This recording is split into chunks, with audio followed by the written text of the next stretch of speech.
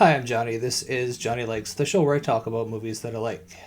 At this point in time, everyone thought that the Friday the 13th franchise was over and done with. Jason had been killed at the end of part 3, and there seemingly wasn't anywhere else to go with the story. It was supposed to have been a nice little unexpected, unplanned trilogy.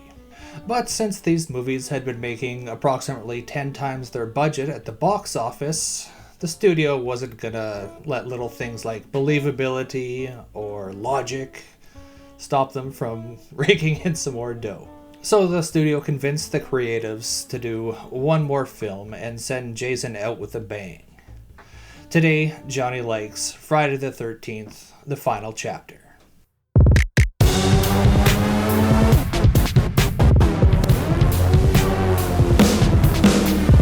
You tell him, Johnny! You tell the world!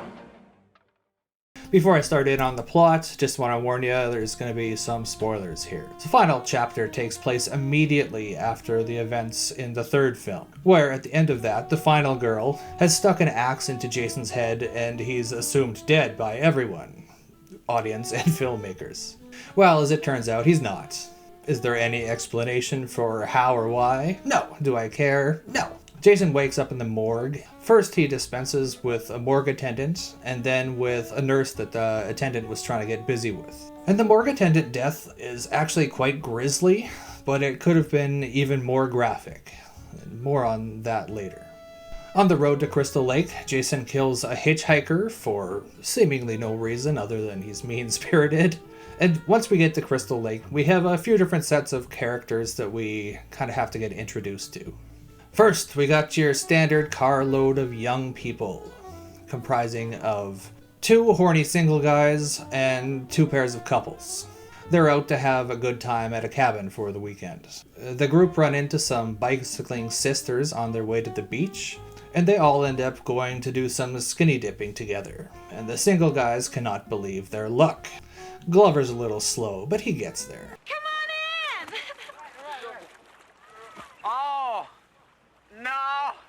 No, we have no suits. So Tommy Jarvis also cannot believe his luck. Tommy's a young kid who has a knack for making monster masks. And he would very much like to see these horny teens skinny dipping. Unfortunately for him, his older sister Trish is having none of it. Tommy and Trish live with their mother in a cabin next to where the teens are staying, and the mother never does get an actual name. She's just Mrs. Jarvis. Finally, we have this guy named Rob Dyer, who is camping out in the woods solo, because his sister was killed in part 2 of the franchise, and he wants to hunt down and kill Jason. And we meet him as he assists the Jarvises as their car has broken down. Later on, the teens start to have a party, and we all know how Jason feels about that sort of thing.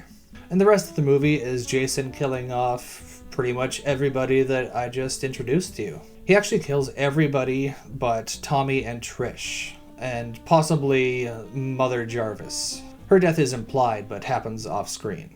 And there is one death in this movie that kind of took me a little bit off guard. I thought the girl who loses her virginity to her boyfriend was going to be the final girl in this. But then she gets an axe through the chest in a fairly effective jump scare death scene.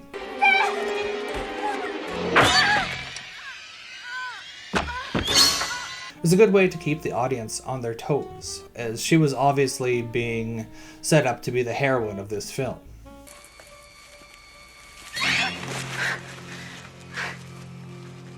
Since this is called the final chapter, and it was supposed to be the final chapter, Jason does die at the end. He gets bested once more. In one of the most memorable scenes of the movie, actually, Corey Feldman goes nuts on Jason until he's seemingly finally actually dead. Or is he? Yeah, he's actually dead. For now. This is one of my favorite Friday the 13th films. I think it's the most Friday the 13th film, if that makes any sense. By now the tropes had been well established, and instead of the filmmakers trying to subvert expectations, they just kind of lean into them. It has everything that you would think would be in a Friday the 13th movie. It's got Jason, complete with the boiler suit and mask. Yeah, so my bad. He doesn't actually have the boiler suit yet. He's still got his, I think I described as golf clothes from part 3, so at least they're consistent. It's got a whole bunch of horny teens doing horny teen stuff. It's got the lake. It's got some solid kills. It's got the Henry Manfredini score. It's got the killer's point of view. Well, okay, it's supposed to be the killer's point of view, but most of the time in this it's not actually Jason, but sometimes it is. And it did have the famous sound.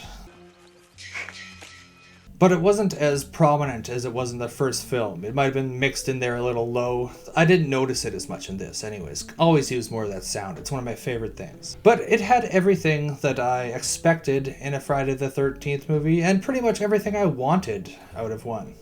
Including Tom Savini. Savini stepped back into the FX role in this in order to kill off his creation. That was one of the big draws to him, and why he took the job was so that he could properly send off Jason. And I think he succeeded there.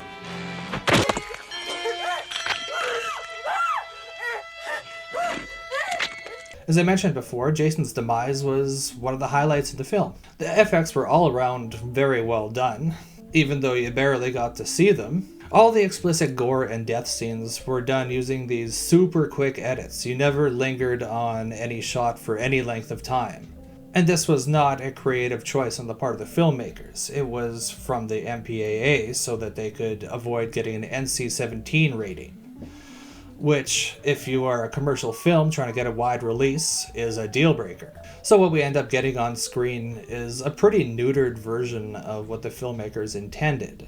It's still very gruesome, but it just could have been so much gnarlier. The characters in this film were one of the reasons that I like it. Unlike in some of the other entries in the franchise, none of the characters were annoying or disgusting or unlikable.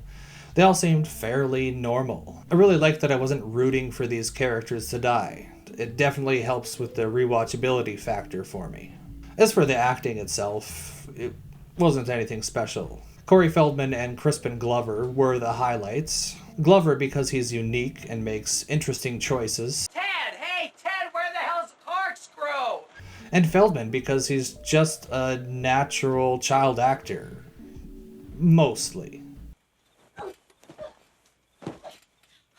The rest of the cast was completely forgettable. So I gotta say, some of this film had some ambition. It started off that way anyways. Dynamic tracking shots, camera movement, good lighting. You know, this sort of stuff that makes a film look professional. Gives it production value. The opening scene where we're dealing with the crime scene from part 3. It's a prime example. It's a fairly long shot with a good amount of movement and interweaving elements. There's even a helicopter there, and they end on a crane shot. That's production value.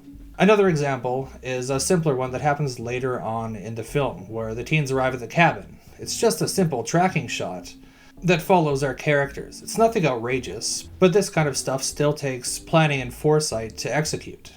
And that opening shot was pretty cool, and it's too bad that most of the rest of the movie was just static camera work. Set up the camera in a corner and observe the action in front of you, which does capture the narrative just fine. It's just missing the creativity and craft that was hinted at other points in the movie. I found this to be kind of frustrating because the filmmakers were obviously capable and talented. But, as I found out doing a little research for this movie, they had a really tight production schedule and little to no post-production time. The movie was originally slated for an October release, but last minute it got bumped up to April, which meant that they had to get these scenes filmed and edited in time for a scheduled release date that's way sooner than they planned for. Quality be damned. And you get glimpses of what this film could have been, and stuff like the opening shot, and a lot of the kills. It seems like they planned those kind of in advance. And I think that it had the potential to be one of the best slashers ever. Had the studio and the MPAA just let them do their thing. And for what it ended up being, it is pretty good. Like I said, it's one of my favorites in the series. though that's not actually saying all that much. It's a good, bad movie. And I wish we could have had the version that the filmmakers intended and envisioned, but at this point, I don't think it's ever going to happen. But what we ended up with is still a very watchable slasher. And I'm going to give this a 3.75 out of 5. So those are my thoughts on Jason 4. You can let me know yours in the comments. So thanks for watching me talk about movies for a little while. And you can tune in next time to see what else Johnny likes. Please like and subscribe. It's quick. It's free. And Relatively painless.